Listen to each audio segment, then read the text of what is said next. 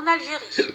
Cet événement a été organisé par Marie-Georges Buffet, présidente du groupe parlementaire du Parti communiste français, PCF, en collaboration avec l'ONG Riposte Internationale, composée par des activistes et militants d'origine algérienne, qui sont engagés depuis de nombreuses années en faveur de promotion des droits de l'homme et de la démocratie en Algérie. Il s'agit de communiquer d'abord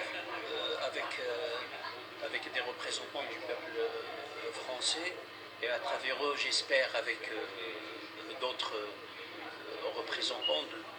Il s'agit d'une partie de la société civile algérienne qui essaye de communiquer avec les représentants, quelques représentants du peuple français à travers eux, d'autres peuples de l'Europe.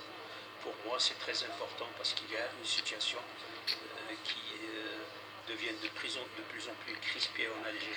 Durant ce colloque, de nombreux intervenants acteurs, algériens et français, sont intervenus pour aborder les différents aspects de la situation en Algérie, notamment sur le plan social et politique.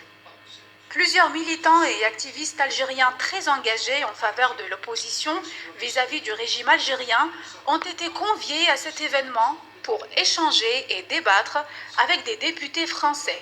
Il s'agit notamment du journaliste Aban Méziane, principal animateur du mouvement Double Rupture, de l'avocat et défenseur des droits de l'homme Salah Dabouz, du syndicaliste Rachid Malawi ou de Pierre Audin, le fils de Maurice Audin, militant emblématique de l'indépendance algérienne, assassiné en 1957 par l'armée française.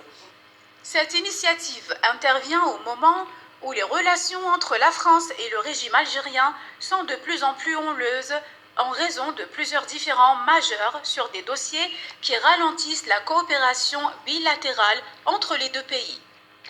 L'Algérie a rappelé son ambassadeur à Paris depuis le 2 octobre dernier.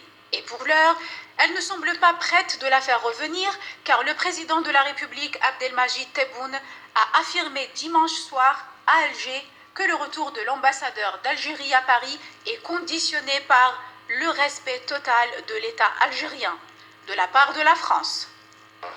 Très inquiétant, surtout sur ce qu'il peut encore faire. C'est ça qui nous inquiète aussi. Je ne reviendrai pas sur les 250